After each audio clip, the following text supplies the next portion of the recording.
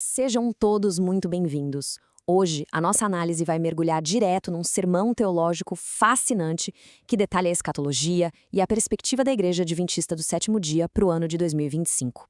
O material que a gente vai examinar hoje propõe uma reinterpretação intensa daquelas parábolas bíblicas mais antigas, sabe?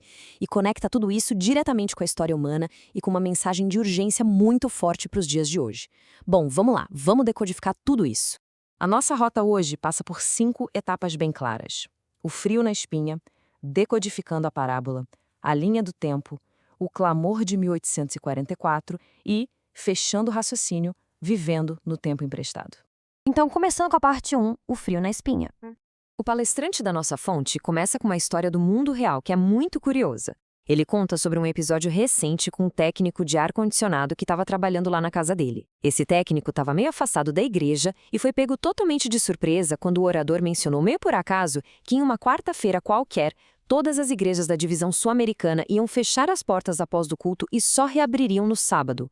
O técnico, que interpretou isso de forma equivocada como um sinal apocalíptico definitivo, entrou em pânico lá no alto da escada e soltou exatamente essa frase: "Irmão, eu senti um frio na espinha agora que o senhor não imagina." E isso ilustra brilhantemente aquela ansiedade latente que permeia a teologia do fim dos tempos. A fonte usa esse medo natural para mostrar como muita gente sabe o que é certo dentro da sua crença, mas continua empurrando com a barriga, né? E que muito em breve, esse frio na espinha vai ser uma realidade que ninguém vai conseguir escapar. O que nos leva à parte 2, decodificando a parábola. A famosa parábola das 10 virgens é dissecada na apresentação não só como uma historinha moral, mas como uma profecia rigorosa mesmo. Tem um contraste muito nítido aqui. De um lado, temos as virgens prudentes, que são descritas como aquelas pessoas super precavidas, que calculam, que planejam. Elas estruturam literalmente a vida inteira em torno da expectativa do retorno de Cristo. Do outro lado, estão as virgens loucas ou imprudentes. O argumento do sermão é que elas também conhecem a verdade, elas sabem das coisas, mas falham no planejamento. Falta prioridade para elas. Elas vivem a rotina sem organizar a vida em função dessa grande expectativa. Para aprofundar essa interpretação, os elementos físicos da parábola são decodificados um por um. A primeira peça desse quebra-cabeça são as lâmpadas. Nessa visão profética detalhada pela fonte, as lâmpadas que todas as 10 carregam simbolizam as Escrituras, ou seja, a Bíblia, a palavra escrita de Deus. E o fato de todas elas estarem segurando lâmpadas mostra que todas têm acesso à palavra escrita. Até aí, tudo igual. Mas o segundo símbolo é onde acontece a grande ruptura, o azeite. O material define o azeite como o próprio Espírito Santo. É aquela capacidade espiritual necessária não apenas para ler as palavras, mas para compreender e aceitar o que está ali na lâmpada, na Bíblia. E aqui está o ponto crucial. Na parábola, quando o noivo demora, as virgens loucas pedem azeite emprestado para as prudentes. A grande ênfase teológica da fonte é que o Espírito Santo não pode ser transferido ou emprestado de uma pessoa para outra. É impossível viver de carona na fé alheia. Cada indivíduo precisa buscar sua própria conexão espiritual direto da fonte divina, sem atalhos. Avançando para a parte 3, a linha do tempo. Chegamos num momento de reestruturação narrativa sensacional no sermão. A parábola bíblica fala de um clamor à meia-noite anunciando que o noivo chegou. E aí o orador lança a grande pergunta: quando exatamente ocorre esse clamor? A gente está esperando isso para o futuro? Ou será que já foi um evento histórico no passado? A resposta que ele dá muda totalmente o jeito de ver as coisas, afirmando categoricamente que esse evento já aconteceu lá atrás na história da igreja. Para justificar isso, a gente é guiado por uma linha do tempo histórica muito bem traçada. A fonte relata que lá no ano 98 da nossa era, a igreja primitiva guardava o sábado, acreditava no retorno de Jesus e entendia as coisas direitinho. Só que ocorre uma grande mudança. Lá pelo ano 150, a guarda do sábado foi transferida para o domingo. Dando um salto nos séculos, chegamos nos anos 1500, quando Martinho Lutero surge com a Reforma, resgatando aquela ideia de salvação pela fé em vez de comprar indulgências. E avançando mais um pouco, paramos no ano de 1798.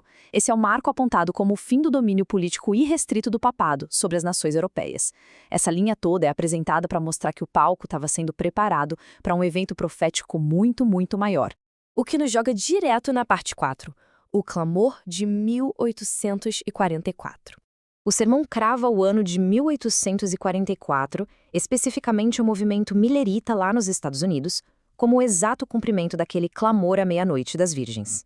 A história mostra que na década de 1840 começou uma febre de leitura das profecias bíblicas, principalmente o livro de Daniel. O auge de toda essa agitação foi quando marcaram uma data específica, 22 de outubro de 1844. A crença era tão forte que coisas absurdas aconteceram. Bancos, escolas e até o Congresso americano fecharam as portas em expectativa. Foi literalmente um clamor global anunciando que Jesus ia voltar naquele dia exato.